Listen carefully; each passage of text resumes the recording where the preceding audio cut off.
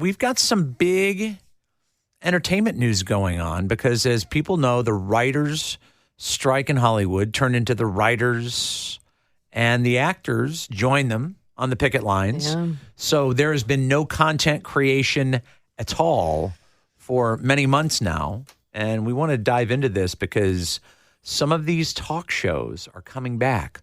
No writers. Some of them are sort of, discussion shows, so it's a little bit easier to not have writers there. But they're breaking the strike. Mm-hmm. Drew Barrymore, The Talk, Bill Maher among them. Ryan Jay joins us now. He's a TV critic, RyanJReviews.com. Ryan, thanks for joining us on the Big 89 this morning. Hi, Ryan. Hey, how's it going? It's going great. How are you? Glad to have you here.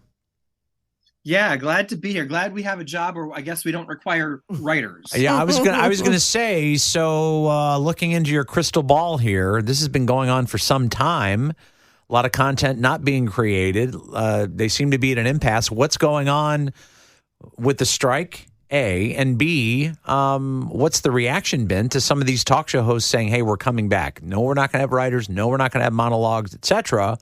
But we're going to manage and get these shows back on the air. We have other people that we're responsible for who are also trying to make a living." Right. I mean, I think you covered a lot of the points there. And I think what we saw foreshadowing this happening with the talk shows even was the start last year with the Tony Awards, which were going to go on. And then the writer's strike happened. They pulled them and then they went on without the writers. And it was still kind of a fun show. And obviously some live performers who are familiar with performing on Broadway can improv quite well. But then we saw what the VMAs looked like earlier this week without writers. And so, award shows are continuing. And in many ways, the show must go on, is the old saying. But where do you draw the line, not only professionally, but also with what's moral or immoral when you're choosing to move forward with the production that, like you said, Rob, is responsible for an entire production staff outside of the writers? Can it continue to save their jobs without offending the writer's strike, or with still honoring the writer's strike? So, some are going ahead and doing it. Like you mentioned, Bill Maher, he said he's going to do his show just the discussion part. He's cutting the monologue and the new rules, the pieces that were written. He said it's not going to be as good. Not Kelly Clarkson, I haven't heard from her yet, but Drew Barrymore, yeah, she's moving forward and just kind of saying that she owns it. She's recently stepped down from participating in an awards show hosting to respect the writers, but now is doing her show. But, I've worked at talk shows. I worked at the Jerry Springer show. I worked at Dr. Joy Brown show when that was on for a season, and Sally Jesse Raphael as an intern. And there's an entire production crew, people that work the audience, the lighting, the tech crew, the travel coordinators, the entire production staff, many who are not unionized. And should they all be penalized from their livelihoods and, putting food on the table for their children, let's say, because the writers who are unionized are exercising their right to strike and make demands and negotiate? I think there's a fine line there. And I really do see positives and negatives on both sides.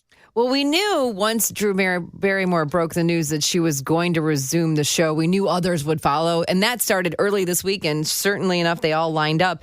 The unions are saying, hey, it's not too late for you to, come join us in solidarity. Do not go back. But the hosts are saying, no, we're going to go back because of what you said. You got to take care of the people that work for you. Number one, you talked about Bill Maher not doing the dialogue. He's just doing the conversation. How is Drew going to do without writers? It's going to be interesting to see. It's kind of like, the one show that never went away and came back. They just continued from the day that the writers started striking was The View.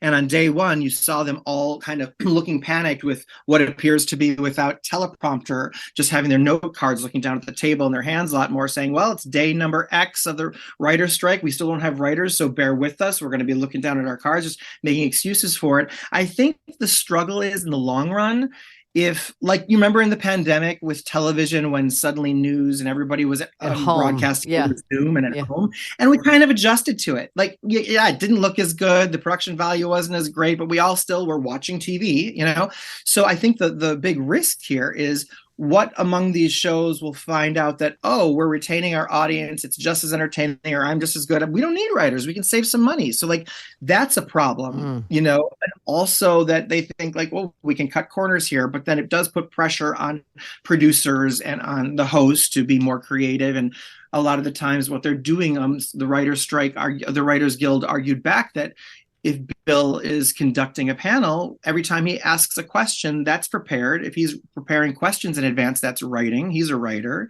He is credited as one of the writers on his show. So there's a fine line here. And I feel like it's dangerous. And in some sense, I think like solidarity needs to happen. But at the same time, how realistic is that for how long?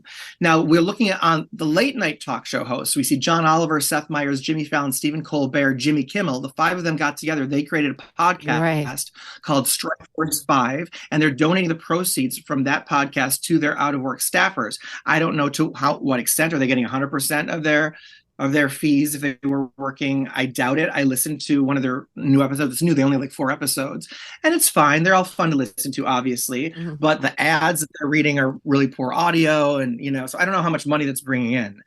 But at least they're creatively trying to stand with the Writers Guild and respect the strike and also still support financially their staff. Ryan, I want to jump in here, Annie, from the newsroom. In terms of what you're seeing, again, as our entertainment expert for the morning, if you don't mind me using the title, what do you think is going to happen, considering we're kind of in almost a bottleneck, right, of there's not writers and there's not a lot of content being churned out? How does this change sort of what comes forward, and we're heading into the second half of 2023? What is starting to be created, and is 2023 the second half, and then, of course, 2024 going to look very different, whether or not there's going to be an agreement and people are going to sign on? Obviously, there's a lot of demands that have to be met. How does that sort of change what we're heading into? I think we're going to see the most effects because we're obviously seeing the talk shows trying to figure this out immediately. But in the long run, later 2023 or into next year, hand in hand, what's happening with the Writers Guild strike is also the SAG-AFTRA strike. And that seems to be even at a bigger bottleneck and may go on much longer, even after the Writers Guild figures out what their new conditions in terms may be. And when that happens, we're going to see a lack of programming first. We're already beginning to see some of the movies and TV shows that are scripted that were slated to premiere later this year getting shuffled back and held back because they want to sprinkle that out throughout continuing as there's no new material popping up to replace that. We're going to see a proliferation of reality shows and things that are known as quote unquote unscripted. Will we see some unscripted type movies or more documentary type film that does not include narration, let's say, or voiceover?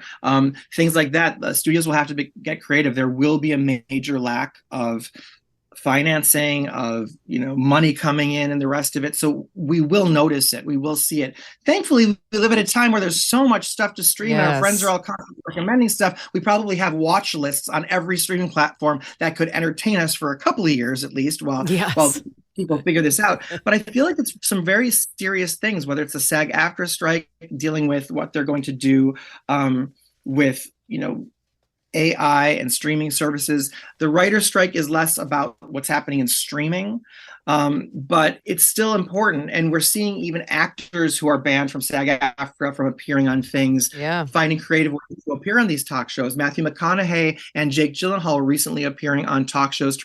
Matthew to promote his advocacy work, Jake to promote a children's book he wrote, but they can't talk about any film or television shows they've been a part of.